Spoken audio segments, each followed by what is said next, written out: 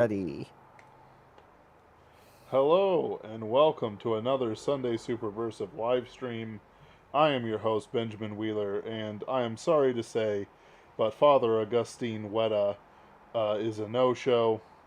We're not sure why. Perhaps uh, my offer of Protestant fried chicken was too much. You see, Anthony, I had a vision of Martin Luther as dressed up like the devil, offering a KFC bucket of fried chicken to a fasting Catholic monk.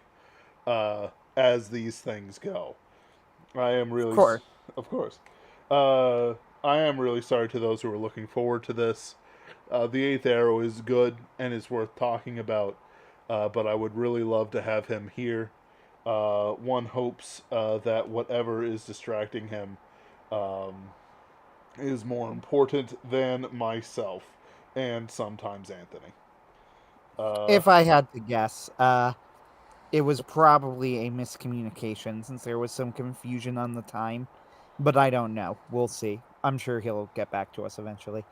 I have every confidence he has a good excuse. uh, in the meantime, though, we're we the will be important ones. discussing something else. Yep, yep. And hopefully we will reschedule and have him back to talk about it. But up until then, Anthony, you want to talk about Better Call Saul. Yeah, sure. So to be clear for all of you, this is an entirely off the cuff discussion. I did actually have like notes, though I didn't write them down, but I had a planned series of talking points to get to with the Eighth Arrow discussion, but not with this. This was like, well, we better find something.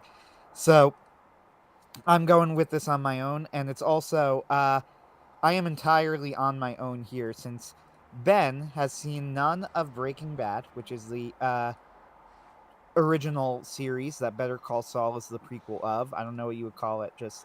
It's not the sequel. It came out first. Prelude, Yeah. or maybe I don't know. But Breaking Bad is the parent series, and Ben has not seen that. And I happen to know that Ben has only seen a single episode of Better Call Saul, and it was the finale. And that's because we were both there at the time. I was. I was unfortunately there. I was certainly there. So yeah, in the same room and everything. In the same He room. escaped the kidnapping, and the rest is history. So, They tied me to a chair, but I was aggressively uninterested. They tried propping my eyes open, but I just dived into the hole at the bottom of my heart and became one with the cosmos inside myself, as you do. right, exactly. So, I'm going to have to at least do some bit of explanation for Better Call Saul and Breaking Bad. This is a warning to everyone then that I am going to be entirely unconcerned about spoilers. I think that actually is worth saying since Better Call Saul only ended a few months ago.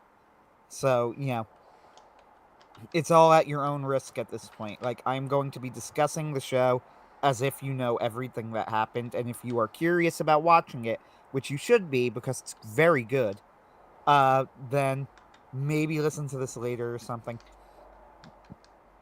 So, meanwhile, though, so Better Call Saul. First off, Ben, what do you know about the Breaking Bad universe, if anything?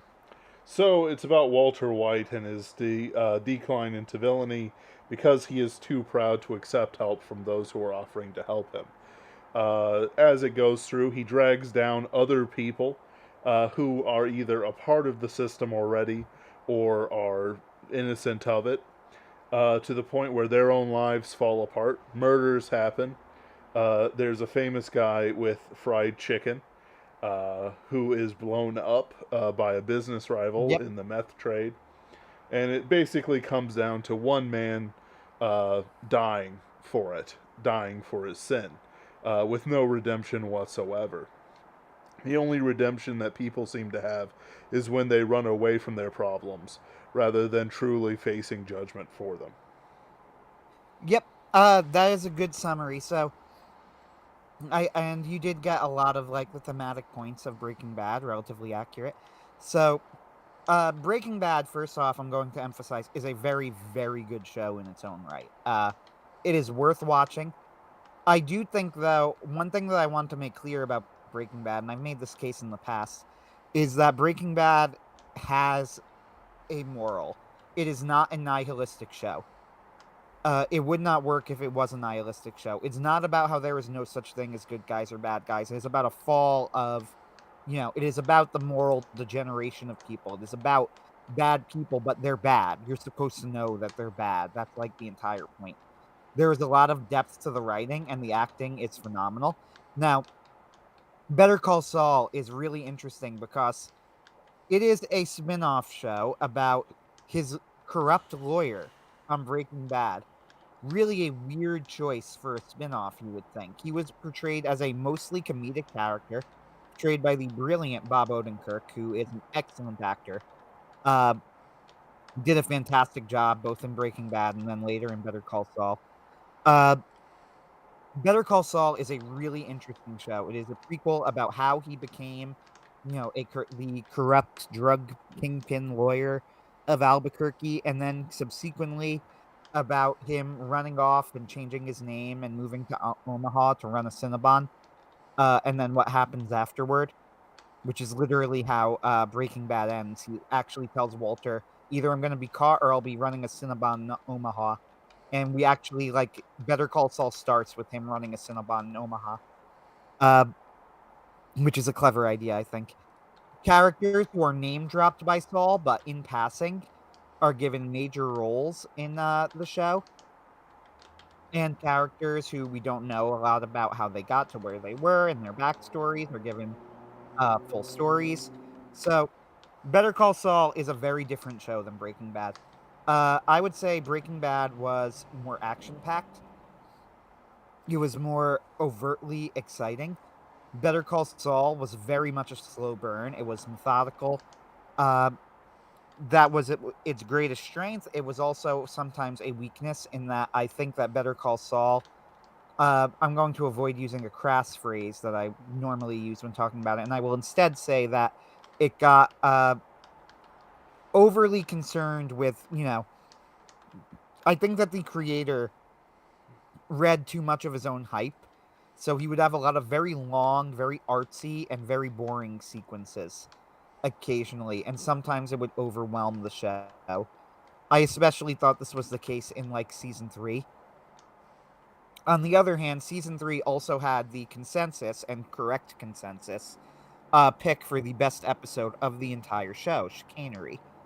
But Better Call Saul is a really interesting show in that it is a brilliant prequel. Like, in terms of prequels are known, right? It is a well-known truism that prequels are incredibly difficult to do well. To the point where you're basically recommended not to do a prequel, but writers do them anyway because the temptation to fill in that backstory of characters that people care about and that the writers care about as well and that they think is going to be interesting, it's so strong, that temptation, and I totally understand it. Uh, it's so hard to avoid the temptation, and it almost never turns out well. It's almost never a good idea. It happens occasionally, but it's very, very difficult to do well. Better Call Saul is like about as good of a prequel as you could get. It sheds new light and new background on the things that happen in Breaking Bad. It deepens that story, as well as telling its own coherent story, with different main characters and different people to care about and different stakes. Like, it is very much its own thing, while at the same time really extending the story of the Breaking Bad universe. It was in many ways like the last of what was considered the era of prestige TV. That was a thing where, there were certain shows that people considered to be like, wow, this is peak television. And Breaking Bad ended up becoming like the king of those shows, and Better Call Saul, in a way, and especially now when television is just dreadful now, like it's embarrassingly bad for the most part. Better Call Saul really felt like a coda to prestige TV. It was the last truly great show. Uh, and it was great. I will say that. It ends differently than Breaking Bad. Interestingly, Ben was able to kind of predict the ending, sort of, kind of. Uh, I just I didn't don't know like if it. you remember that, Ben. I did. I do. Yeah, I, he sort of predicted the ending, at least part of it, and was somewhat critical because it was predictable. However, I will make, and we'll discuss this a little bit later, I will make the argument that I think that the ending was properly earned. Like, I think they did the setup. Yeah. Being predictable isn't necessarily a bad thing. Sometimes something is predictable because it's the right thing to do. You know. And I will admit that it was a somewhat predictable ending, but I don't think that that made it the wrong choice for where to go at that moment. I will give my one criticism of the finale. Now, you remember, and you said this, the scene where, so, like I said, to everybody who is listening, I am going to talk about this and not care if I'm going to assume everybody knows or doesn't care about hearing about the ending. So, Jimmy, who is the main character, who is Saul Goodman, right? But he's Jimmy in the show. He confesses his crimes, and he is sent to a supermax prison for like the rest of his life. It's implied, And there is a great scene after this where he's sitting on a bus, and the prisoners recognize him, and he's trying to tell them like, no, no, I'm not. I'm not Saul Goodman. I'm Jimmy McGill, because that's been like a theme in the show, right? A theme of the show has been like as he breaks bad, you know, he calls himself Saul, and his persona as a criminal lawyer is Saul, but who he really is Jimmy McGill, and he's trying to tell all of the criminals there, no, no, I'm really Jimmy McGill. But they all start chanting "Better Call Saul," which is his catchphrase from when he ran commercials. Uh, and all of the criminals on the bus start chanting it together, "Better Call Saul," as Jimmy tries in vain to tell them he's really Jimmy, and then he just kind of stops and thinks about it for a moment and accepts it. It's a great scene, and I actually think that the show should have ended there. yep. Like, it would have been a perfect capper for the show. This general idea of, you're surrounded, all of your sins and your impact on the world, you are surrounded by it, and this is the end. Yeah. Like, you think like, just confessing it alone, it's not enough to remove you from the consequences of your actions. And at the same time, he reaches this recognition that maybe there is something to Saul Goodman that I could kind of use. Then they add another scene where he meets his love interest, his ex wife, Kim, who was a main character on the show. And don't get me wrong, that final scene was fine. Like, it didn't ruin the show or anything. I just think that that previous scene made a very good capper. I think Yeah. the final scene with Kim was just kind of superfluous, even though the fans, I'm sure, really seem to have really loved it and really wanted it. But I don't know. I thought it was more fan. I thought it felt a little bit too fan servicey to have it. Not that it ruined the show or anything. Like, it was fine. It was a Yeah. perfect fine scene. Uh, but Better Call Saul was an excellent show. So what made Better Call Saul interesting, I'll say this, is that you know the type of the Saul Goodmans of the world, right? Right. When he meets Walter White in Breaking Bad, he says, "My real name's Jimmy McGill, but everybody expects lawyers to be Jewish." Yeah. Uh, which is like dead on, Yeah. and you understand, like fast, smooth talking, corrupt, amoral lawyers involved in the criminal underworld, like that's just the type. So it becomes really weird to see like what sort of a person could you make? How do you make a show out of this? And what was surprising is that his portrayal as Jimmy McGill in Better Call Saul, the early seasons, was like weirdly sweet. Like, he made him incredibly likable. And not likable in he's fun to listen to or he's fun to hear his dialogue, but likable in that, like, he seemed like a genuinely nice guy. A flawed person, certainly. Uh a person who had demons he was trying to overcome, but who was genuinely like he could be kind, he could be generous, he could go out of his way for people. And that was the surprise. So it really left a lot of intrigue open for how on earth does this person become Saul Goodman? You know. Like, how do you go from that to this?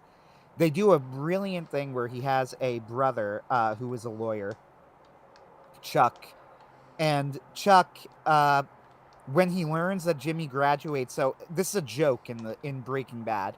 It's like a background detail that they make a joke. He graduated with an online degree from the University of American Samoa, which is a fake university, but you get the idea, right? Like it's a diploma mill type school. Yeah. You know, this is a background detail and it's a joke in Breaking Bad. The joke is that, oh, this is where, this guy scammed his way out of a degree.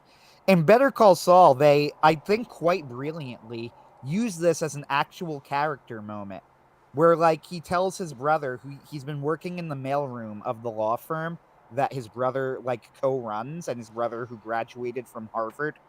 And he tells his brother, guess what? I got my law degree. I had to work online and and I had to do it while I was working the mailroom here, and it was really difficult, but I got my degree from University of American Samoa, and now I'm a lawyer. And they turn what was like a background, almost a gag detail into like a kind of touching character moment. And then just to really build on this and show you like what the sort of genius level of writing I think that the show was constantly working with. Uh, there is an unbelievable twist. So Chuck is working with a guy named Howard, running the law firm that they co-founded, and Jimmy is convinced that Howard is not letting him into the law firm. He's like, Howard does not like me, and Howard is doing nothing to disabuse Jimmy of this notion. He's like, Jimmy, you're a smart guy, and I know your brother, but I'm not going to hire you. And Jimmy thinks like they have it out for him. Then there is a reveal at the end of, I want to say season one or season two.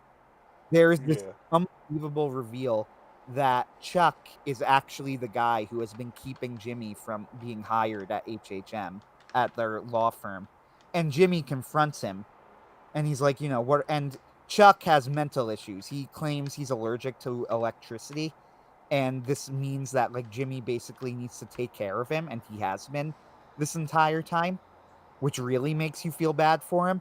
So Jimmy confronts him and he asks Chuck, like, why? Why are you doing this to me? And he goes, okay, you want to know why? Because you're not a real lawyer. He's like, University of American Samoa? What a joke. He's like, you're a scam artist. You're Slippin' Jimmy, which was like his name when he ran scams as a kid. He's like, you with a law degree is like a monkey with a machine gun. I'm never, like, you don't deserve to be a lawyer. And he's like, and somebody's got to stop you. This is, I think, an ingenious piece of writing, taking the detail that they used as a background joke in Breaking Bad, turning it into an emotional plot point, and then building on that emotional plot point to draw out drama as the show continues. And then this leads to the best episode of the show, like I said, which is the peak of Better Call Saul, is an episode called Chicanery. Ben, have you ever seen the movies A Few Good Men or The Kane Mutiny? No. I'm surprised you haven't seen A Few Good Men. I recommend it. But I'm uh, sure it's good. I've heard of it before. A Few Good Men is the "You Can't Handle the Truth" scene. I don't know if you've heard of that line. Oh, certainly. Yeah. The climax of Chicanery is clearly inspired, they claim, by the Kane Mutiny, which is similar to it, where they have to put a man on the stand and basically prove that he's insane to the jury. So, Chicanery, it all comes to a head where Chuck becomes obsessed. Jimmy messes up something that one of Chuck's cases intentionally to give it to his, at the time, girlfriend, Kim, the one who he eventually marries and who becomes his ex-wife by the end of the series. So he intentionally makes Chuck lose a case by, altering documents so that Kim gets the case. And Chuck becomes obsessed with proving that Jimmy did this.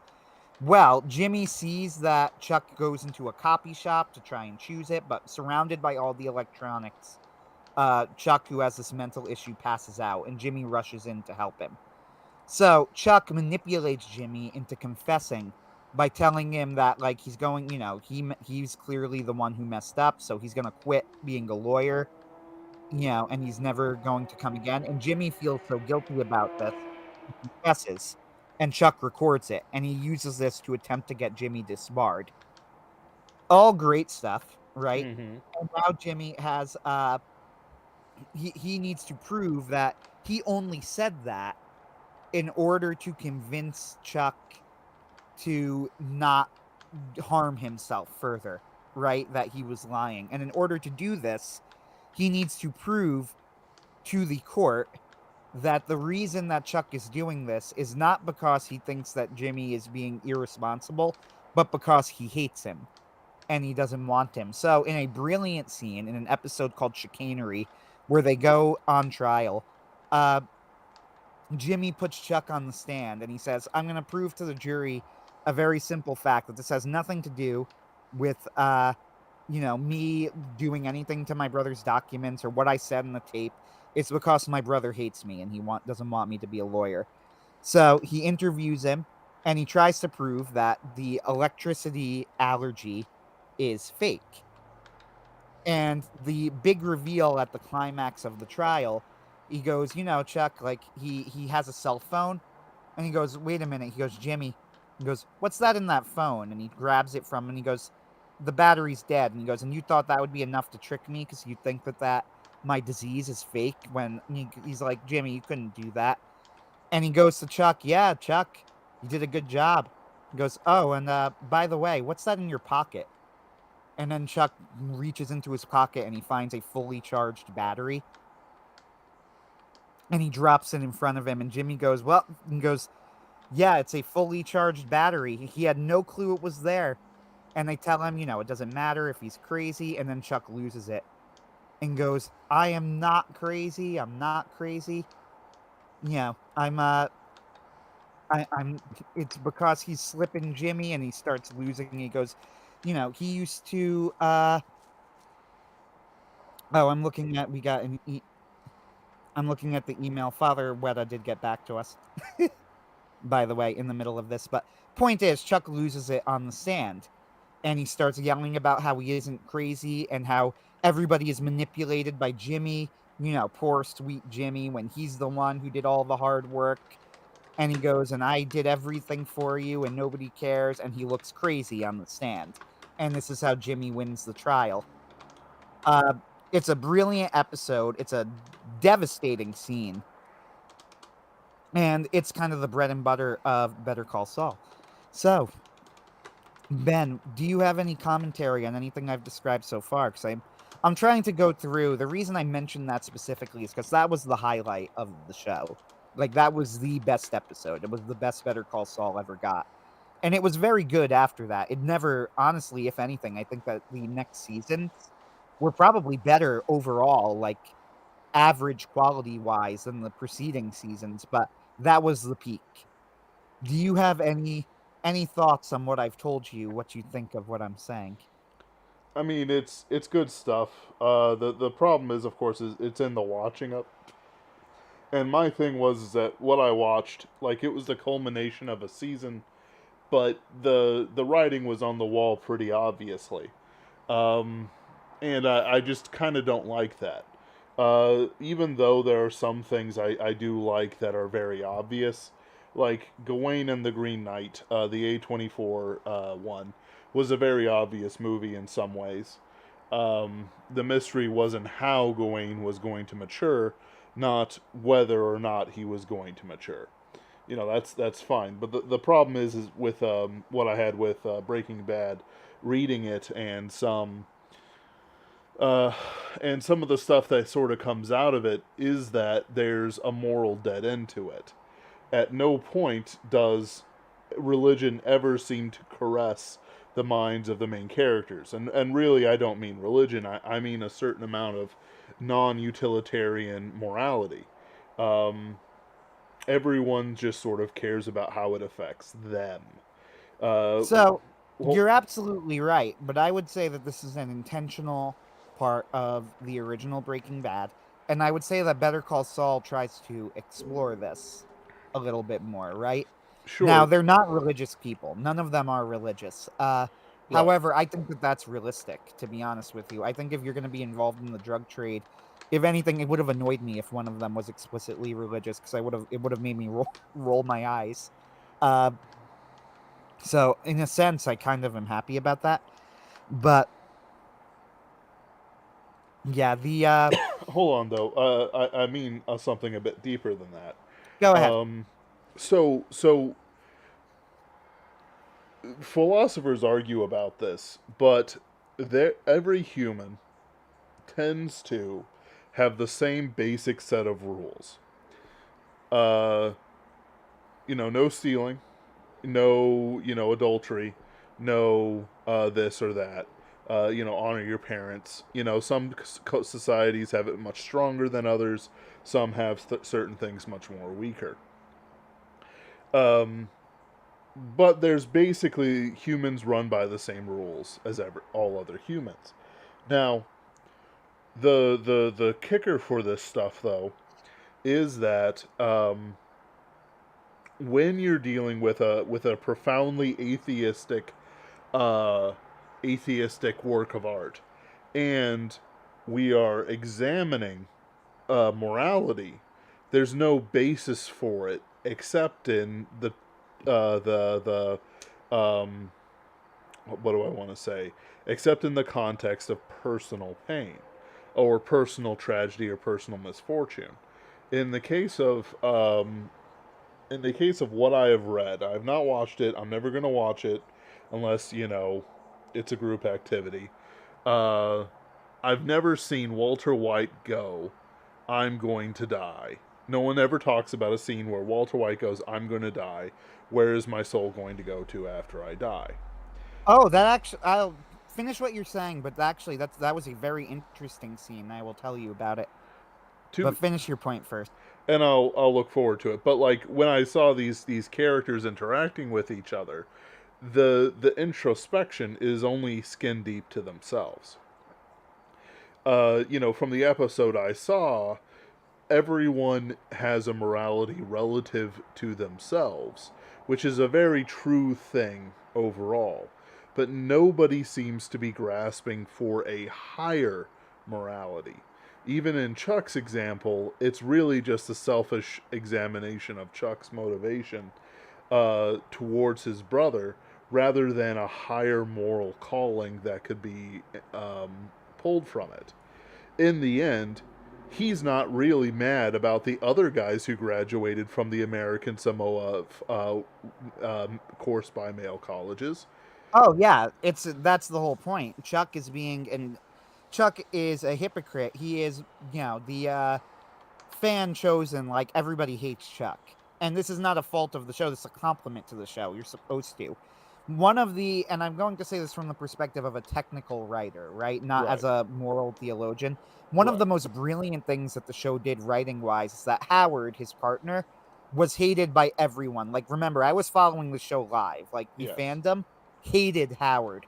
And without changing the writing at all, like without in any way changing any of the specific events that had occurred, there was a total shift where the hatred of Howard transferred to hatred of Chuck.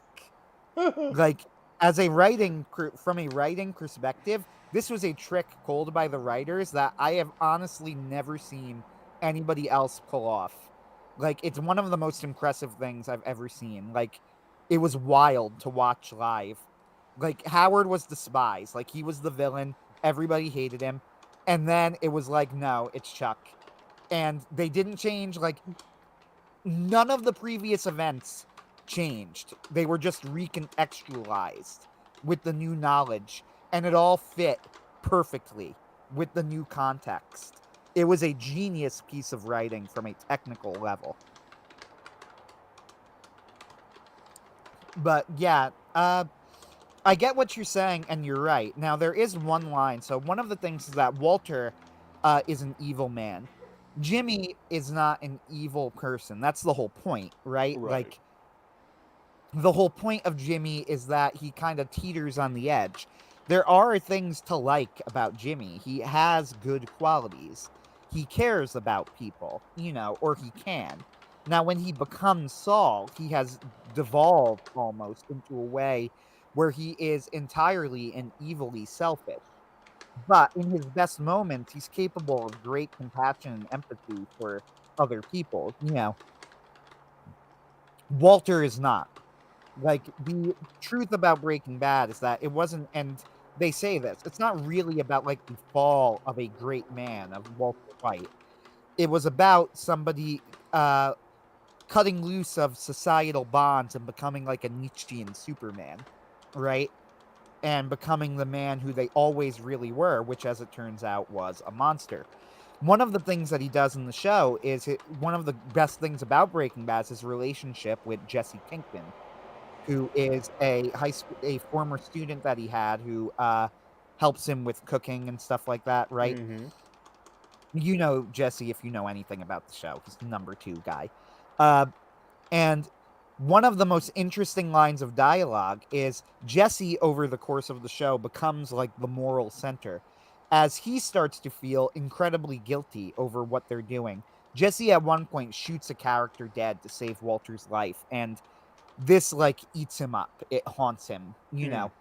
He devolves into drug use, like he goes to therapy, he breaks down at multiple points. He eventually confesses it to the cops even. Like, Yeah. this truly eats him up inside. And eventually, in the final season, Walter is trying to convince him to start cooking again, cooking meth again. Yeah. And actually says to Jesse, he's like, listen, Jesse, think about this. He goes, if there is a hell, isn't it already too late? Aren't we already going there? Oh. Like, Wow.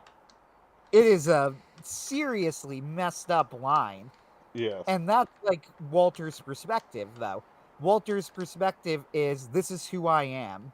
You know, I am a monster, and that's who I'm always going to be. And I want something, and what I want requires Jesse, Yes. right? Yes. Uh, so I'm gonna say whatever I need to say and do whatever I need to do and manipulate you however I need to manipulate you to get Jesse on my side. And by the way, Saul, at this point in the show of Breaking Bad, is also a terrible person. So Walter, for a while, is trying to avoid having to kill Jesse, right? Like, he Hmm. doesn't want to initially. But Saul recommends that they do it when Jesse goes missing and they're worried he's speaking to the cops, which, by the way, he does. But Saul goes and they're trying to figure out what to do about it. And Saul says, well, he goes, what if it's like a rabid dog? And Walter's like, what are you talking about? And Saul goes, well, we all love Old Yeller, but when Old Yeller gets rabies, he's like, you gotta shoot him. And he is recommending to Walter that Walter kill Jesse. Like, that is Saul's solution to the Right. problem. So he has degenerated into to that point. But the difference is, we see that with Saul, it required a lot more like outside influence to get him to reach that point. That, sure, he was a con artist, right? He would do slip and fall pranks. That's why they got the nickname Slip and Jimmy, right? He would do slip and fall pratfalls to get money, to scam people out of money, or he would scam people out of drinks at bars and stuff like that. But he was capable of great empathy and great compassion, right? Like, he was, Yep. even as a lawyer, he started off in elder law, helping old people who were getting scammed, by insurance companies. And like, he actually did great good for them. He even made sacrifices for them. They all loved him. He helped his brother. He was incredibly grateful for, the work that his brother did. And sure, like, he had these flaws, but he had this brilliant, good side to him that really could have been something great. And instead, his brother does everything in his power, intentionally or unintentionally, to push him away. This isn't to exonerate Jimmy of all blame, far from it. In fact, as you saw in the finale, part of the point of the finale was that he was taking blame for even some of the horrible things that he did to his brother, right? Right. Like, the whole thing, when I described in chicanery, on one hand, it's cathartic because at that point in the story, you hate Chuck. But on the other hand, when you think about it for a moment, objectively, a few things start to stand out. Number one is that Chuck is not entirely wrong. Like, he just isn't. He Right. has a serious point that he is making about Jimmy. Calling him a monkey with a machine gun, doing all of that, like, that's the exact wrong way to go about it. he should have been his guide. He should have been trying to help him at every step of the way. Yep. And he fails in his duty as an older brother as a result. But he is simply not wrong. Second is that Chuck is genuinely mentally ill. Like, he has an illness. That isn't his fault. Whatever you want to think of him, right? Like, Right. this electromagnetic illness, it's humiliating, it's embarrassing, it makes him look bad, but it is an illness. He didn't choose to get it. It's not his fault. And Jimmy cruelly humiliates him in front of it. Like, whatever Chuck did, I mean, Chuck is right. Jimmy absolutely did mess with his documents. Like, Chuck was not even slightly wrong. And what Jimmy did absolutely was very illegal. I Yeah. mean, he deserved to be disbarred for that. Chuck wasn't wrong. He did not deserve to be humiliated for what he was saying when what he was saying was completely right. But it's one of the genius things about the show that, like, you're kind of rooting for him too. Like, you're rooting for Jimmy, I mean, even Yeah. though Chuck is right. Now, is Chuck right about everything? No, he is not right in the sense, he tells Jimmy people don't change. Now, anytime somebody says people don't change, that's a projection, right? Yes. It's always. Always projection. I mean, any thought at all, if you think about it, if you look at examples in real life, of course people change. Like, it's ludicrous to even deny it, even from, like, a logical perspective, let alone a religious and philosophical one. So what would cause somebody to say otherwise? Projection. Chuck can't change, right? He Right. has this mental illness that is preventing him. He loses his wife. That's, like, one running theme in the show. He can't leave his house. He can't change. So he projects this onto Jimmy. One thing that he always was, even with his mental illness, is that he was the lawyer who graduated Harvard and Jimmy was in the mailroom. Now, does that mean that every point that Chuck makes about Jimmy is wrong? Of course, that's not what it means. But what it does mean is that the exact wrong way to handle it is to sabotage him behind his back. Instead, what Chuck should have been doing is giving him support. Now, what does this do to Jimmy, and how does it exonerate Jimmy? Well, the answer is it doesn't, right? Like, Jimmy is not exonerated by any of this at all, saying I didn't get extra support, so therefore I could be an absolute monster. Like, no, that doesn't follow. And I think that Jimmy would be insulted, frankly, if you implied that, because I think he would deny it, right? Like, I think Right. he would say otherwise. Uh, But it just shows that there's a fundamental difference between a person like Jimmy and a person like Walter White. And one of the running themes of the show is that Jimmy asks Kim, that's his ex-wife, again, for people who are following along, "Am I bad for you?" He asks Kim. Now, Kim is different than Jimmy in that Kim is actually, like, if she had never met Jimmy, it is conceivable that she could have been a good person, like a genuinely, a warrior for the little guy. Like, they show her, she goes out of her way to help people who are being screwed over by the system.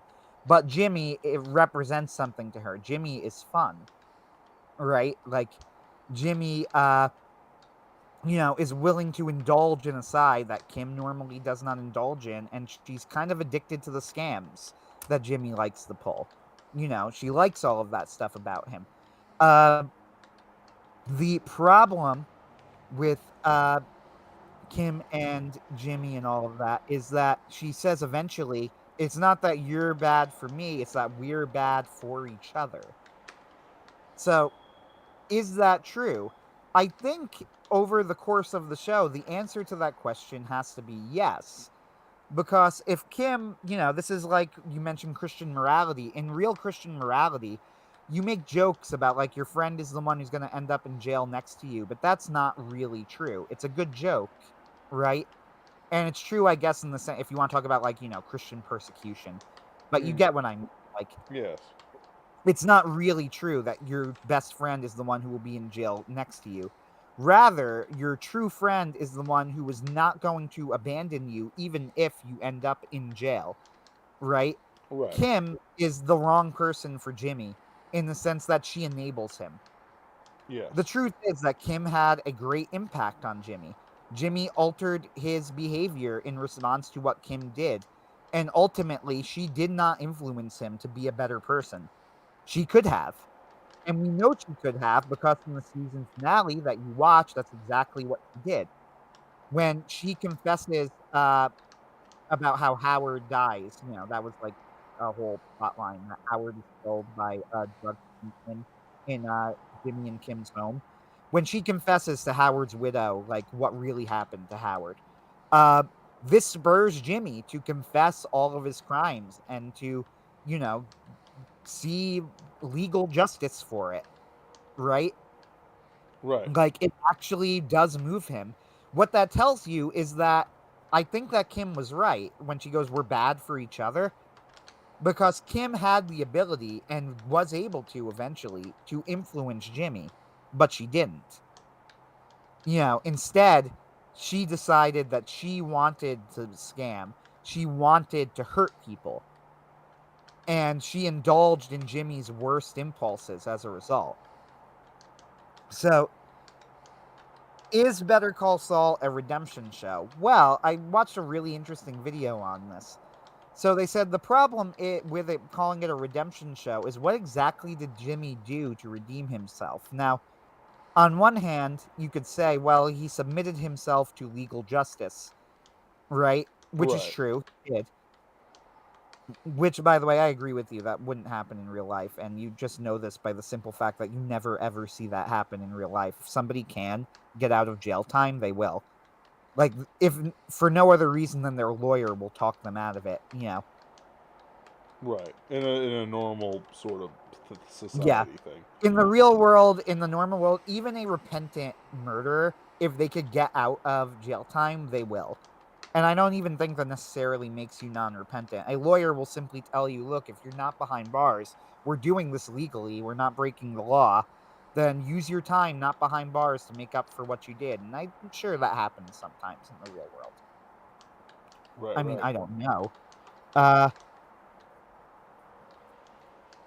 anyway, going back to Better Call Saul, like, he does submit himself to the legal system and to legal justice, right? Right. That's the closest thing that we get to, a redemption arc. But he only does this, like somebody points this out. How self-serving is he being here exactly? He does this for Kim, right? Like, Right.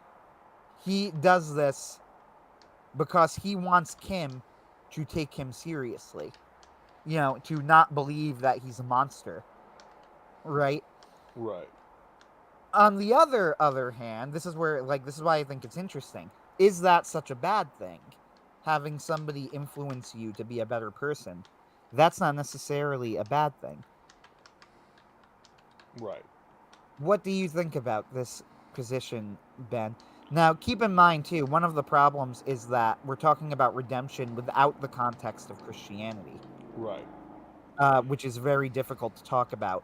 Not that I think that Christianity is the only religion that has a redemptive uh, a concept of redemption, but it's something that is, I think, more central to Christianity and Judaism than other religions.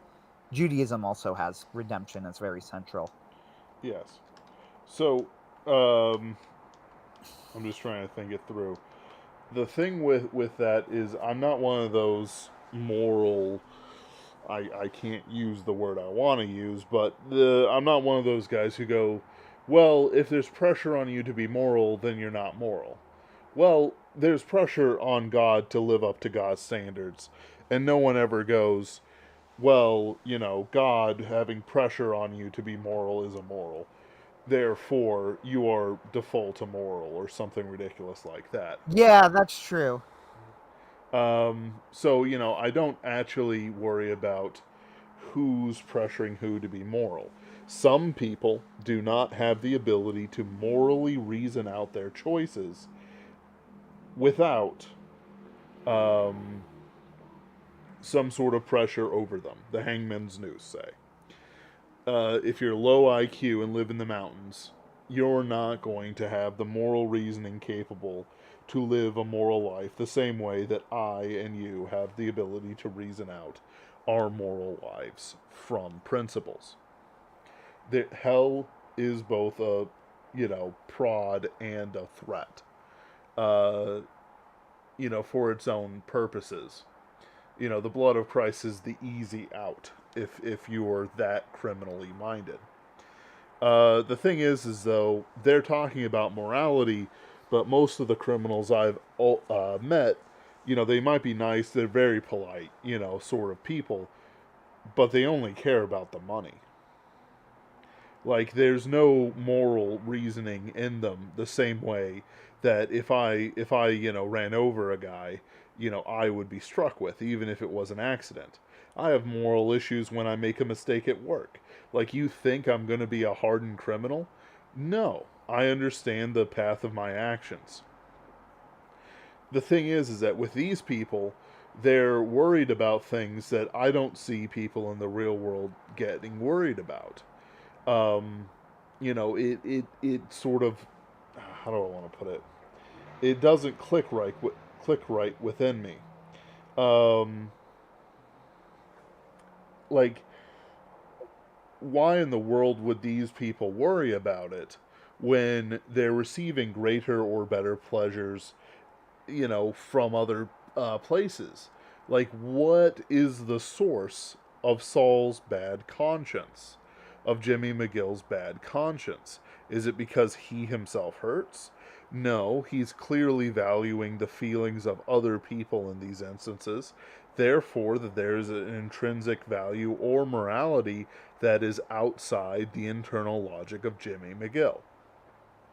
And while, Walter had his, oh, well, we deserve hell moment, and it's deserved, especially since he is literally just going, yeah, we're going for it. I've decided to be evil, wicked, and so on and so forth. The second my life is going down a downward path, I will choose, the worst of the options.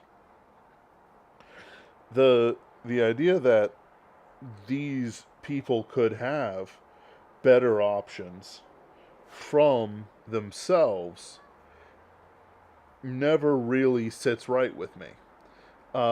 Especially, the more I learn about their reputations. Walter White being an atheistic science teacher, going down an evil path works to a certain amount. I mean, where do you think, Stalin came from? I was just listening to Stephen Carson's, who is St. Louisan, uh, his sort of documentary on the tortures and persecutions of the Russian Orthodox Church. These atheists do everything in their power to break the church, but they can't do it. Um, there's it's like an ingredient missing in the soup. Even though, I know men who hate God in their own way, but still have a strong morality. But when it comes to their money, when it comes to the things they do in their lives, in the same way as Jimmy McGill and others, they don't have second thoughts, and they don't worry about, the long-term ramifications of their soul. Either they believe that it's already taken care of, or it doesn't matter, or they just simply never think about it. So, it's interesting you say that because the show does explore like Jimmy's past and his childhood, and one of the reveals of the show is that Jimmy's father used to be a shopkeeper, like he owned some sort of convenience store, right? Right. And there is a moment where Chuck is talking to Kim and is trying to convince Kim, basically, like, to leave Jimmy behind. And she's like, I understand why you like Jimmy. He's like, Jimmy's super likable. Everybody loves him. He's like, but you got to understand, like, the sort of person he is. He's like, so my dad, he goes, bless his heart, he goes, he had a gene. He couldn't see sin. He's like, it just wasn't in his nature. Like, he saw the good in everyone. And one day, we were going through, his business records, and he was not doing well, and we didn't know why. And we saw he was down, I forget what it was, like $14,000 or something over, his 20 years of business. So I figured out what was going on. He goes, it was Jimmy. Jimmy used to just sneak a few dollars out of the till every day, every now and then, just pull out a couple of 20s, right? And eventually it added up, you know. And he said, and my father wouldn't believe it. So they cut back because you're wondering, like, what is Chuck even telling the truth? Like, what's going on? So they flash back so you see what happens. And while his father goes into the back, a guy comes in asking for, like, money for gas or something. And he's clearly scamming him, and Jimmy knows it. Young child Jimmy, right, knows it. Right. And as his father goes into the back, and Jimmy is glaring at this guy because he can tell he's scamming him, and the guy can see that Jimmy knows that he's scamming him. So he looks at Jimmy and goes, "There are sheep and wolves, kid. Be one of the wolves." And after he leaves and he sees his father give the guy money, after Jimmy tells him, like, don't trust this guy, Jimmy steals. That's the first time, apparently, it's implied that Jimmy steals something from the register. So you could see that part of it is that his father had a position. They don't say that's motivated by religion, but it seems very plausible to me that it is this idea that, like, you see the good in everyone, right? Right. You'll help people even if you're being scammed. That Jimmy saw this and it made him bitter. But Chuck adds this detail about Jimmy as well, which makes the story even more interesting. He says, "But when our father died," goes, "nobody cried harder at the funeral than Jimmy."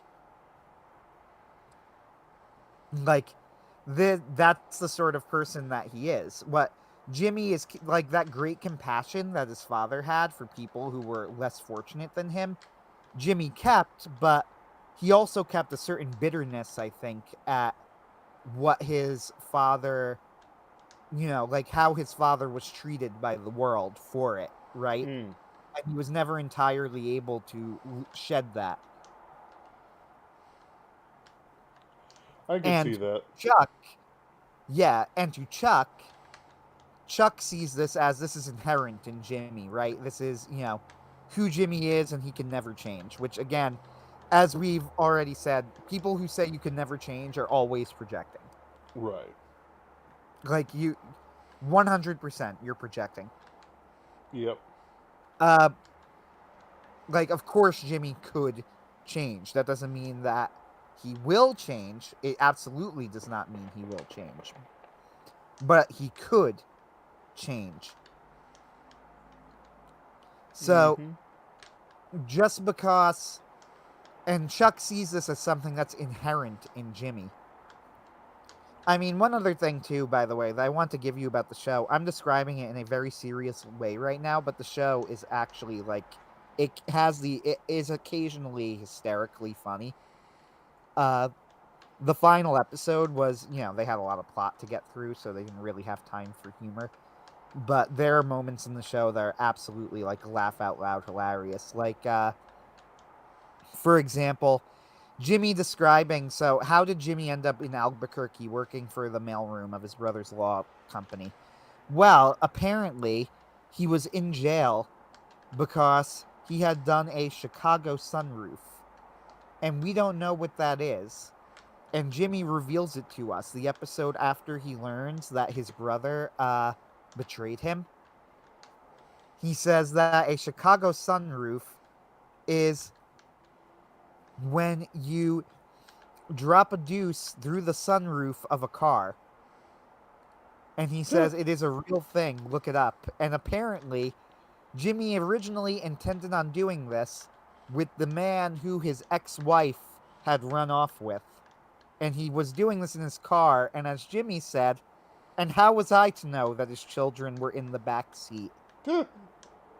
So he was in jail as a sex offender for the Chicago sunroof incident. Right. This was extremely funny, but also, like, weirdly sad. Because the whole thing, like, Jimmy feels as if he made this one mistake, and it was an understandable mistake driven by the fact that his wife ran off with another man, right? Right. Like, and now he made this one mistake, and his entire life has been, is going to be defined by it. Yeah. And I kind of get it. Like, it's a real, there is a real bitterness there that I think makes sense. And Chuck does exactly the wrong thing in response to this, right?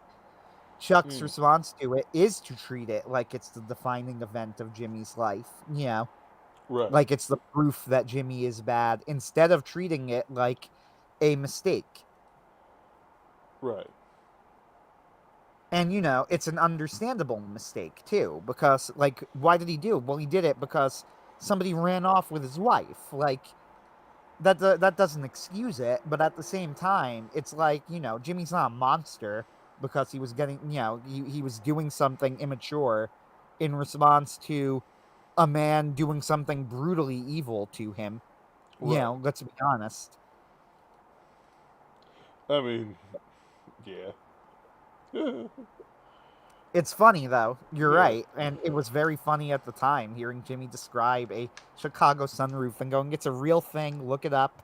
Which, by the way, if you ever do look it up, like it was not a real thing. Uh, I mean, it is now, but yes, it and if is you look almost it up, it's all references to Better Call Saul. And Jimmy also has to make up at one point a Hoboken squat cobbler. He was the story was that he was defending some dude who was accused of smuggling drugs, and it's just like a nerdy white guy, but he actually was smuggling drugs. And the cops are suspicious because he had like hidden compartments in his house. And he goes, "Oh man, you don't know about it?" He goes, "All right." He goes, "I'm gonna have to tell you then." He goes, "It's a Hoboken squat cobbler." And the cops are like, "All right, what are you talking about? You're making this up." He's like, "No, it's when a man fully dressed," he goes, "gets a pie, sits in it, and then just squirms around in it." He goes, "There's some real sickos who will pay for that sort of thing." And the cop's response is like, "You're making this up." And he's like, "Come on, would I make up something this ridiculous?" it's And then he goes and talks to his client, goes, "Good news, you're in the clear. Just one thing. Cops might be searching your stuff, so there are a couple videos you gotta make." So Alright, it's that is pretty very funny. funny. Yeah, that Uh, is. but again, like, it's it's all good stuff because like it's very funny, but then they use it for a serious piece of writing. He's telling the story to Kim, and this is a good example of where Kim goes, "We're bad for each other." He tells the story to Kim, and Kim's reaction is first like, "Why would you do that? You're risking your license by falsifying evidence." You know, Right. and the next thing that she says is, "If you ever do this again, don't tell me about it." Right. Like, it's a really interesting response. She does not say, "Don't do this again or we're through." She does not try and work with him to be like, like, "What led you to do this?" Because it's insane. Why would you It's willingly record a man squirming in a pie? Which, by the way, they actually show it on screen. It's very funny. She's just like, "Boy, do I love this pie." And he sees Kim's reaction, by the way, and they're eating pie, and his first response is, "Oh no, no, don't worry. This is a totally unrelated pie." And she's like, "No, that's not what I'm upset about." Uh, It's like dinner yeah, conversation. Behold, the pie video. If you it's good can't. stuff though. Like, Yeah. it's a good joke. It's funny, and it's funny in the moment. And Bob Odenkirk, by the way, was like a sketch comedy improv actor, so he is just very funny generally. Uh, he had a show called Mr. Show where he did some sketch comedy, and some of this I've seen like one or two of the skits, and some of them are pretty good. But Odenkirk's like a very good comedic actor in his own right, and but they use it for a serious character moment, that grows their relationship and says something about like the sort of person who Kim is and the sort of person who Jimmy is, you know.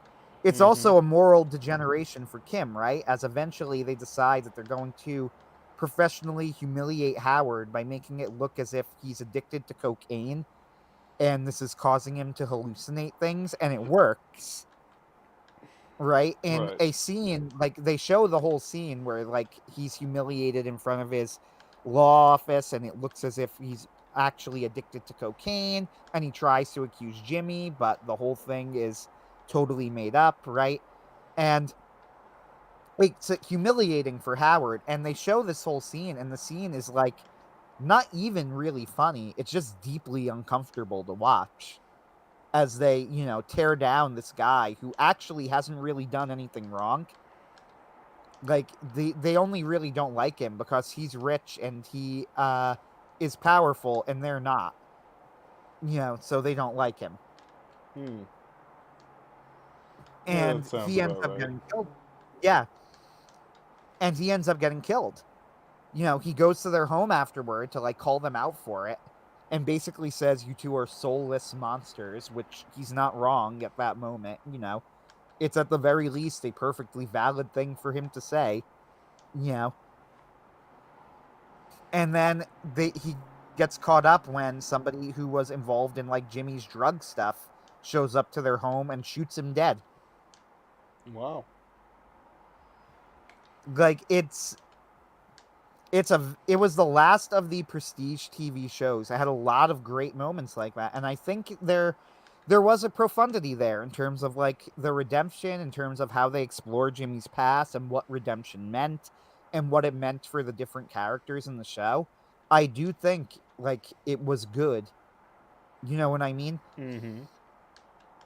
Uh, and I think that that's a good segue to. I think that that was like the coda to prestige TV. You know, where there was this time where there were just a bunch of shows. I think it's generally considered to have started with The Sopranos, which I've never seen, by the way, which seems illegal in New Jersey, but I really haven't. Uh, I it haven't started seen with it The either. Sopranos, and there was this era of prestige TV, and you know, some of my favorite shows came out during that era of prestige TV, like Justified, which, by the way, they're coming out with a new season, which I'm trying not to be excited over because I don't trust reboots and remakes. But I admit that I actually kind of am because like it sounds as if they're basing it on a finished Elmore Leonard novel, and that could be really good if they do a good job with it. Although I know that it's a fool's errand to be excited for anything made by modern media, but yeah. The point being, like there was this era of prestige TV with that started off with what The Sopranos. It had like Justified in there, which was kind of on the edge of prestige TV. It sort of hovered in between, you know, standard network television and prestige TV, but that I think culminated in Breaking Bad and The Wire, which were considered like the two best. Yeah. You know, uh, and then I think that Better Call Saul was kind of the coda to this era of TV because it was, you know, it came out late in the quote unquote prestige era and it was by the people who made Breaking Bad. And it was a legitimately brilliant show. And it's really sad that nowadays television is just wretchedly bad. Like, it's kind of hard to fathom just how bad TV is today. Uh, I Yeah. mean, what's the best show? Stranger Things? Yeah. And Stranger Things is okay. It's yeah. Like they kind of let loose on season 4, so they became good again. But like season 1 was barely good for me. I Like think season 1 was good. I thought season 2 was really not good at all. it wasn't. Uh, I thought that the episode, I don't know if you saw all of season 2, but there was an episode where I didn't Elle was last. off. I didn't last past the skateboarding chick. That's fair. I was watching it, like, I was watching with family for a bit, so I did finish the season, but, like, we both kind of agreed that it wasn't very good, and we never watched season 3, but, season 2, like, it had one of the worst episodes of television of what I considered a previously good show that I've ever seen, which was, like, Elle goes off with her, sister who is Mm-hmm. living with other superpowered people, and they go off to a house together to like murder someone, and it was just horrendous. Like, it was one of the worst things I've ever seen. And to be clear, in the context of this was a show that I at one time would have, if you'd asked me if it was good, I would have said yes, Yeah. right? And this was a horrendous episode of television. Uh, just wretched. But season 4 I've never seen. I probably won't because I don't want to watch season 3 even slightly. Right. I have heard from the critical drinker that it is good. Yeah. And the critical drinker, I think he has a blind spot where he sometimes misses like the moral aspect of shows. Yeah. Yes. But I think that his judgment of quality is like objective quality is generally sound.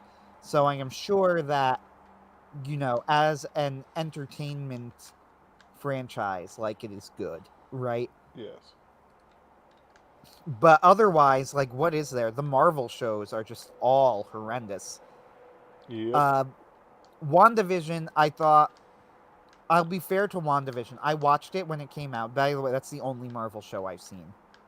Like, to be clear, I stopped watching after WandaVision. That was like, on the Disney Plus free trial, right? Uh, but WandaVision I watched, and I thought it didn't really get terrible until the final episode. Yeah. Like it had some quality to it. Yeah. Like, there were things about WandaVision to like. I liked the slow burn mystery. There was one scene where I recall sitting with my siblings watching it, and we looked at each other and cracked up laughing simultaneously because they were like, it was an Asian dude and a woman being held at gunpoint by the FBI, and one of them goes now and manages to break free. And we looked at each other and burst out laughing because it was like the dumbest thing I've ever seen. It's Yeah, like, how are you not dead right now? Come on. that does sound dumb. That does Uh, sound dumb. but overall, like, it was a good show up until the final episode. The final episode was horrible, horrible, horrible, horrible. But the rest of it, very good. Hmm. And yeah, and like we've had a whole stream about it before, and it's one of those things where like it's clear in Marvel that women are sacred cows, ha ha ha, and they don't, they're not willing to really make good character development out of it. You know, it's just there's nothing we can really do about that, and to talk about it, well, there's only one point. There's only one point to all of it, and and that's them forcing their ideas down our gob. Um, it's almost uninteresting to me for me to talk about it. I haven't watched any of the critical drinkers videos about it in about 3-4 months. Like I just don't No care. kidding. She Hulk I was find always them going to be entertaining. bad. You know, there's a whole bunch of other ones were always going to be bad. Uh, they be Breaking Bad. Oh wait, I didn't quite connect it up there, but I'll get there eventually. Uh, No, I uh I have fun watching like the critical drinker and people do it. And I did see, so I saw Multiverse of Madness in theaters for like my brother's birthday. Like, to be clear, I would normally never do this, but like right. it was one of those things like we're gonna have to pick something, so that's what, and we wanted to see it in IMAX, and we thought it would be a spectacle. The most I can say about Multiverse of Madness is that it was certainly entertaining. It was very bad, like really bad, but it was entertaining. Yeah. And I did annoy my brother when Professor X came out and everybody cheered for a moment. I went, "Come on, why are you cheering? Probably a little too loud." And my brother elbowed me. Uh because I'm like, he didn't do anything. Like that is entirely that's stolen valor is what that is. Like that's entirely what that is. Dang, Anthony. Like Dang. literally all they did was throw Professor X onto the screen and everybody cheered. And Yes. I'm like, that's all you got to do. You got to jingle those keys, baby. Yes. Yeah. What's your point? And I'm like, They've got attention spans of gnats, Anthony. Of gnats. I enjoyed Mahler's 6-hour breakdown of Doctor Strange 2. I like those things though. Like I find them fun. I can't Long stand man them. good. What was that? I can't, like, so, admittedly, I'm one to talk. I spent something like 21, 24 hours over 7, 8 weeks listening to a David Bowie retrospective. So it's not like I don't have my own peccadillos, but Look, it's fine. I'm not for going to tell people like, "Oh, that's you really should David watch Bowie this." though. I That's find it fun. David Bowie and not Marvel. I find analysis of things that are bad fun, and Mahler's analyses are well made. You know, he knows his Yeah. stuff, right? Like, Yeah. uh, I find it entertaining, and Yep. I was quite entertained. You were entertained. Good. Glad to hear it. Hmm. Now, with that said, Uh-oh. well, I'm trying to think of like, is there anything actually worth talking about with Doctor Strange 2? I mean, really, no. And the reason for this is that unless you like analysis of things, you know, which I do, I'm a nerd in that sense, right? Like, Yes. I genuinely enjoy, you know, listening to good analysis. And because it just so happened to be a movie that I had coincidentally seen, I could Mm-hmm. engage with it even more than normal. Uh, but unless you like that sort of thing, it's not like Doctor Strange 2 made a huge impact on the culture. You know what I mean? It immediately disappeared. Yes. So, was it worth watching in that sense? Well, no. It was bad for the reasons you probably assumed it would be bad. Girl power, check. Doctor Strange wasn't the main character in his own movie. A new female character was, check. You know, the writing, the magic system didn't make any sense. It was all nonsensical. Now, once you go into the nitty-gritty details of it and observe exactly how it's bad, you either find that sort of thing fun to do and entertaining, as I do, or you don't. I get Uh, tired of it. yeah, and that's entirely fair. I won't tell you not to. But like I would say it's not worth watching unless you like that sort of thing. You know what I mean? Yeah. Uh, by the way, we got 3 comments from Fiona Wolf, Hey, who hey. is one of our longtime fans. So, still waiting, and yes, Tales of Arise gets my official Superversive seal of approval. Sunset ending as well, no bittersweet there whatsoever. Tales of Arise, do you know what that is, man? I ignore the Tales of series. Tales of Symphonia was culturally relevant when I was in high school. But the more recent ones, Oh, it's an RPG. Okay. if I understand it right, but the more recent ones are just standard RPG fare. Usually, the Tales series are better written than your average bear, but eh. Uh, I played Tales of Symphonia, and I'm good. I understood it. I breathed deep of its world and its characters, including the four interesting main characters and the weird side characters who are not as interesting and are far less memorable. Uh, Oh, She later says, "Me, I am trying to deprive any modern mainstream items oxygen." Oh no, don't get me wrong. I agree with this in the sense that like Doctor Strange 2, I want to emphasize it is extremely rare that I would ever go and see something like that. It was like a one-off thing. I don't watch any of modern Marvel. I didn't watch Rings of Power. If I do want to watch something, like I watched Spider-Man Far From Home, but I had to sail the seven seas for it, and I watched it months after the fact. I Yep. will have to watch, or yeah, No Way Home, not Far From Home. Uh, I will have to write something on it one day though, because I think that that's actually interesting enough that it is worth talking about. Hmm. Not for necessarily for the reasons that you think. Like I want to do maybe I'll write an article on it for Castalia House, like Spider-Man No Way Home makes me angry. Does it make you And angry?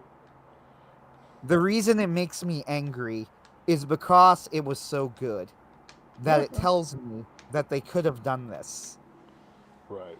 Like they knew how to make a good Spider-Man movie. They absolutely did, and they just didn't. The most galling part of it to me is the fact that I actually really liked new Black MJ. Ugh. I know, right? Now I had watched the first two Spider-Man films and I thought Tom Holland was great, but I despised that character. I found her an insult, and I still do, by the way. The fact that they expect us to believe that she is any meaningful way Mary Jane Watson, I think is just like it makes my skin crawl. It's insulting. Right? Like that's clearly not Mary Jane Watson, but they're telling us to pretend that she is. Like, oh no, she's really Michelle. No, actually, if you watch the movie, like it is Michelle, but her last name is Watson. Like she is meant to be the same MJ, but in another Yep. universe. Which, like, that's disturbing, and I hate it. Don't With gaslight that, me. exactly. With that said, one of the things that shocked me about the movie was that I really was invested in their relationship in that movie. And it's like, it's amazing. All they had to do was make her care about Peter and be invested in his well being and be supportive of him when he struggled and back him up when he had problems. And Wow. suddenly she became really likable. Now, is it true that this is obviously nothing at all like the character as she had been presented in the previous two movies? Yes, that is very true. This was not the same character. They said it was the same character, but it wasn't the same character. But is it also true that it worked to get me invested in their relationship? You know what? It absolutely did. Like by the end of the movie, when like him and MJ are saying like a tearful goodbye because she's gonna lose her memory of Peter and Peter's gonna find her again. It's like you know what? I feel a little something here. Like I'm invested in this relationship, and all it took was for them to make the love interest sweet and supportive. Like it wasn't even that hard. Literally, that's it. They just had to make her go, Peter, I really want to help you. What can I do to help? And it's like, wow, she's not a bitch. Uh, Fiona Wolf, you need to stand outside with a sign that's outside of movie theaters with a sign that says eyes that touch soy will not see me, sort of thing. Like, lips that touch alcohol will not touch ours. Exactly like that. See what so she happens. says, make the leading lady a team with the lead guy. They don't have to be romantic, but it helps if they work well together and help each other achieve goals. So I'm going to go a step further here, and I'm going to say that MJ in Far From Home honestly seemed weirdly countercultural in the sense that like she wasn't a team in that Peter was the hero, but she was supportive, and this made her likable. Like you liked her because she liked Peter, and she acted like she liked Peter. And when Peter made mistakes, she didn't turn on Peter or act like a bitch. She said, I want to help Peter. When Peter goes missing, she goes looking and says, let's find Peter. We need to help Peter. Like she becomes invested in Peter, and because you the viewer like Peter, uh then since you the viewer like Peter, the fact that MJ likes Peter makes her likable. Like, it's really, I cannot emphasize enough just how simple of a change this was, and just how incredibly well it worked. Like, this was a character that I hated. I hated this character. Like, I would have been happy if she hadn't appeared in the film.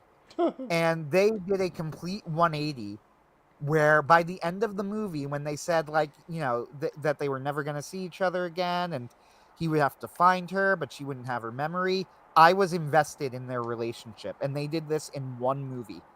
And all they had to do was have her be invested in Peter's well being. That's it. That is all it took. Like, it's incredible. And there's so much else too in that movie that, like, was legitimately excellent. I loved the ending. The ending was the perfect level of bittersweet for a Spider-Man story. Peter manages to rehabilitate all of the villains like he wanted to, but old Spidey, the Andrew Garfield and Tobey Maguire Spider-Man have great moments. They don't Luke Skywalker them. They're awesome, actually. Right? They have great Right. hero moments. Uh, and they both survive the movie too, which I think is also notable. Like, they don't kill them at the end. Wow. Uh, and then Peter has to go back to his life, and in a really nice, by the way, I think a nice Easter egg, Peter is living in the same crappy apartment that he's living in the Sam Raimi Spider-Man movies. I am pretty sure. Uh, but Peter has to go and live in the world where his aunt is dead, and none of his friends or family or anybody remembers him. So he's no longer has any of his Stark technology, and he's not in college. He has to pass his GED to get his diploma, and he probably is going to have to work for J. Jonah Jameson again. Like, I really, really like that, because that's where Spider-Man functions best, right? When Yep. he's down on his luck. Yeah. Things need to be going at least somewhat poorly for him. And Yep. I really like that he's on his own. He doesn't have the technology backing him. He doesn't have Stark Industries behind him. Like, he doesn't have his friends even with him anymore. But he knows that he made the right choice so he can live with himself, right? Yeah. He saved the world. He saved these people. He did the heroic thing. So even though he's living this crappy life and he's alone and his aunt's dead, he can live with those choices and he can still be a hero. And he is content with that because he knows that heroes have to make the sacrifice. And that's what he did. It's really good stuff. Yeah. And it makes me so annoyed to watch the other Spider-Man movies and know that they could have done this. You Like, could have started writing good characters anytime. But why exactly. don't you? That's one of the things where, like, people always ask, is it malice or incompetence? And honestly, Far From Home is a very good case, makes a very strong case that it is malice, It's right? certainly malice. Yeah. Like, that, if anything, I think kind of proves that it's malice. Because when Sony ordered them, make a good Spider-Man movie, right? Like, Right. and I don't think that Disney, don't get me wrong, I don't think Disney Marvel was telling them make a bad movie precisely, but I think that they were giving them requirements that they had to hit, Yes. right? Yes. And then going like, you got to make a movie, but you got to hit this, this, and this requirement. And it kept, holding them back. And Sony said, okay, you can nuke the universe, right? You could reset Peter's arc, you could do all of this stuff, but make a really good movie. Make sure that the characters are presented well. And you know what? When they were allowed to do it, they did it. Right? And I think that that is more proof, if you need it. It is not incompetence. They could write well. Like, they really are not that stupid. I mean, they are in one sense, but not in the sense, like, these are professional writers. Yep. I'm going to say it as a writer, and you're going to say, and you're going to laugh when I say this, but I mean it quite seriously. Writing is not that hard. It isn't. Like, it's, it's one of the many things, like, it's easy to get good if you put the work in. It's difficult to master, of Yes. course. Just like anything else. I'm not saying that you can be, but as long as you put in the effort, you can be a competent writer. To Mm-hmm. find competent writers for Hollywood cannot be that difficult. Right. They could do it. And they did it, I'm sure. They are intentionally making works that are bad. It is on purpose. Mm-hmm. Like, they hate you, and I guess that's where we can end the stream for today, right? Like, Yeah. don't give money to people who hate you. If you were wondering whether it was incompetence or whether it was malice, Spider-Man Far From Home is the proof. Yep. It is malice. It is not incompetence. If they wanted to make good work, they could do it. The reason that they're not is because they hate you. Yep. I yeah. And with Breaking Bad no longer around, it's probably something that will affect TV like at every point. Uh, the next Yeah. things that come out, is probably just going to be terrible. I read a Twitter thread about the draft, where a guy basically said it is immoral to dodge the draft of the GAE, the Global American Empire. Now, that is not the America I hold allegiance to. It is a cartel of pedophiles and Satanists who are pretending like they run this joint. And they do in part because everyone else is too polite to slap their 80-year-old arthritic fingers away from the nuke buttons. Uh, but, he made the argument that this is our country. Well, the counter argument is that this is not our country, and dying for people to hate you, who hate you, is an inherently noble act. Yeah, and I would say too, like when you talk about something like draft dodging, it does raise a question in that why are you doing it? Are you dodging the draft, and if there is a hypothetical draft, right? Which by the way there won't be. Yeah, there won't be. I still don't think there will be, but uh That'll be like calling on a bad hand in poker, and everyone knows you have a bad hand, but they yeah, haven't called you out yet. Like that would basically be a good analogy for what would happen. right, exactly. But even then, like, are you avoiding the draft because you're afraid? In that case, I would say that like there's something in your personal motivation that I would question there that you need to go and sort out with God somehow. Yeah. But if you are avoiding the draft because you don't want to die for people who hate you, well, I'm not going to judge you for that. You know what? Like, I mean, I suppose I'd Mm-hmm. like to see you prove it somehow. Like, I think if there were a draft and I were to avoid it, probably what I would do is I would like volunteer for some sort of, dangerous charitable thing, at least like serious, like I'm being serious. I'm trying to think of it.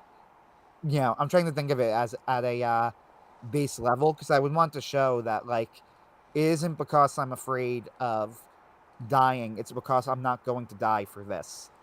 But also, like, if you do draft, remember they hate you. They're not going to let you be an engineer. They're going to throw you into the grinder. Like Mhm. it's one of those things where it's like there is no way in hell that these people aren't going to do everything in their life to make sure that you suffer.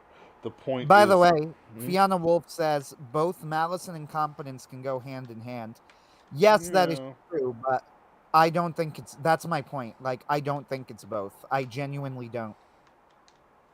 I yeah, think that the incompetence that we're seeing is because people are telling the writers what they can and can't do. This limits the types of stories they can tell and makes it look like they're very incompetent. In reality, it's because they're being ordered to tell bad stories. right. It is clear that there are influences within Hollywood that are explicitly creating stories that are absolutely unwatchable. And it's not because it's some Z team who are making the 15th slasher film in a franchise. It's because they hate you. These people are on Twitter. They talk about it all the time. They are very explicit. And, you can trust an enemy when he says he hates you. There's no doubt to it. Um, like the reason why I brought up the draft thing was because it doesn't just hit Hollywood. It's all levels of society. There are two cultures in America, and I don't mean racial lines. Honestly, without their influence, things would start quieting down quite a bit. It there's like I can walk into any black barbershop in the country and have a reasonable expectation that I'm going to get a good shave and a haircut. Um, I can enjoy a jazz album. Like there's no separation there, but there is a separation between them because there is real hatred there. I don't think I've seen a Marvel thing since Shang-Chi, and I'm pretty happy with that. I'm pretty happy keeping it there. You know, I'm it surprised you saw Shang-Chi, actually. actually it's a similar thing to you and seeing Doctor Strange too. Yeah, But fair. it's I didn't pay for it. It wasn't my money. So, I'm still morally pure, okay? The I'm untainted by series 4 or whatever. By But capitalism. yes. Uh but this is something that every one of us has to struggle with. At a certain point, there will be a friend enemy distinction as to whether you watch Disney Plus.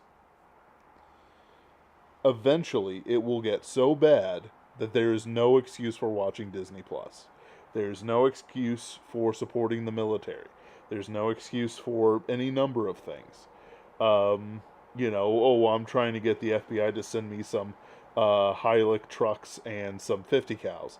They're not going to send you the Hilux trucks and the 50 cows. That's they gave them to ISIS. They're not going to give them to you.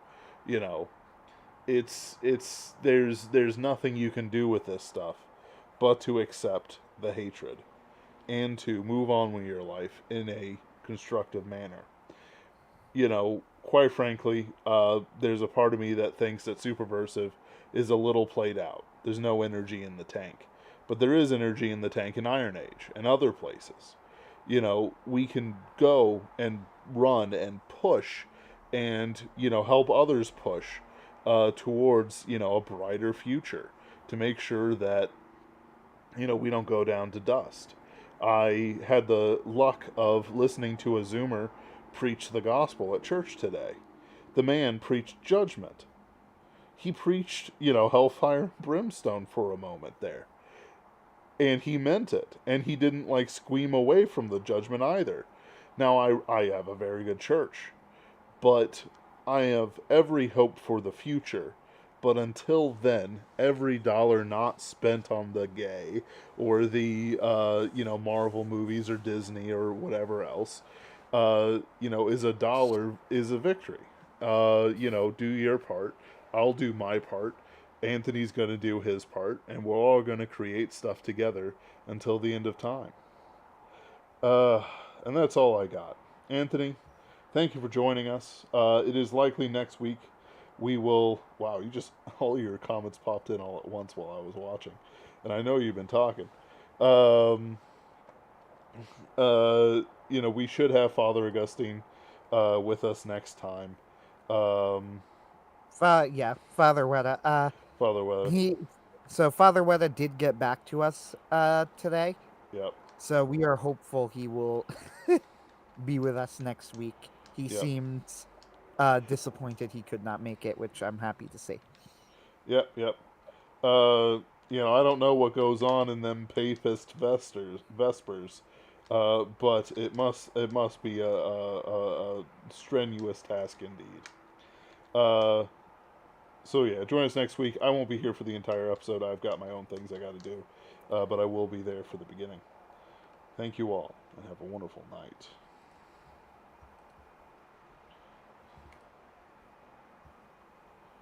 There we go.